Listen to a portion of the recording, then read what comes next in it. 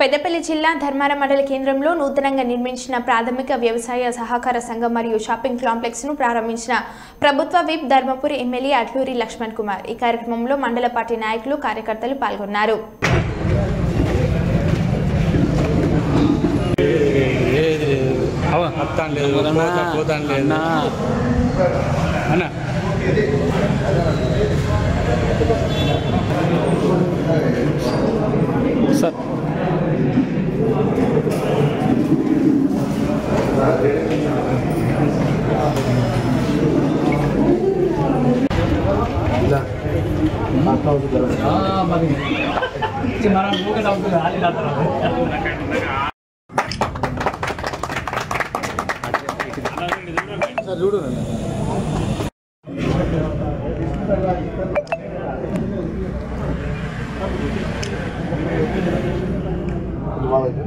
కొంచెం జరగండి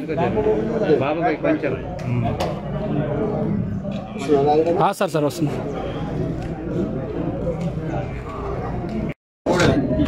ధర్మారం మండలం అంటే రాజకీయంగా నాకు జన్మనిచ్చినటువంటి మండలం ప్రజలు. ఈరోజు మా గౌరవ సోదరి మరియు శ్రీలు గారు, మిత్రులు సునీల్ విండో చైర్మన్ గారు, వారి పాలక వర్గము, అదేవిధంగా గౌరవ మా సోదరు ఎంపీటీసీ సోదరి మంది, స్థానిక ఎన్నికలకు ఎన్నుకోబడ్డటువంటి అందరూ కూడా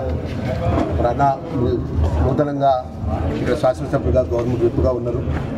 ప్రభుత్వ కార్యక్రమంలో భాగంగా ఈరోజు ప్రాథమిక సొసైటీ ద్వారా ఒక షాపింగ్ కాంప్లెక్స్ ఏర్పాటు చేస్తున్నాం. అది చేయాలని చెప్పేసి, అదేవిధంగా కేంద్ర ప్రభుత్వం ద్వారా దీన్ దయాల్ అనే ఒక ప్రత్యేకమైన నగదు బహుమతి 25 లక్షల రూపాయలు వచ్చింది. అది భవిష్యత్ తరాలకు కూడా మండల ప్రజా పరిషత్కు ఒక ఆర్థికంగా ఒక అండగా ఉండే విధంగా 25 లక్షల రూపాయలు, సుమారు 30 లక్షలతో షాపింగ్ కాంప్లెక్స్ కట్టడం కూడా జరిగింది.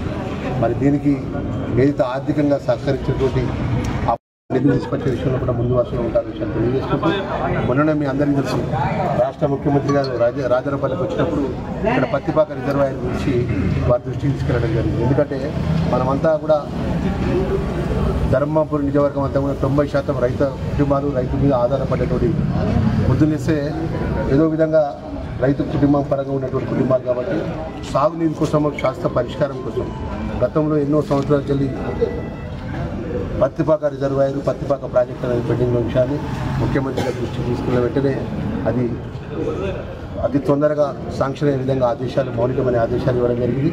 మొన్న నేను మా జిల్లాకు సంబంధించిన మంత్రివర్యులు శ్రీధర్ బాబు గారి యొక్క నేతృత్వంలో నేను, గౌరవ శాసనసభ్యులు పెద్దపల్లి విజయరమణారావు గారు, అదేవిధంగా మిత్రులు రామగుండం శాసనసభ్యులు రాజ్ ఠాకూర్ గారు మేము అందరం కలిసి ఈ పత్తిపాక రిజర్వాయర్కి సంబంధించిన పనులు మొదలు పెట్టాలని చెప్తే తక్షణమే సర్వేకి సంబంధించినటువంటి అధికారులకు, ఎన్నో ఇరిగేషన్ అధికారులకు ఉత్తమ్ కుమార్ రెడ్డి గారు ఆదేశాలు ఇవ్వడం జరిగింది.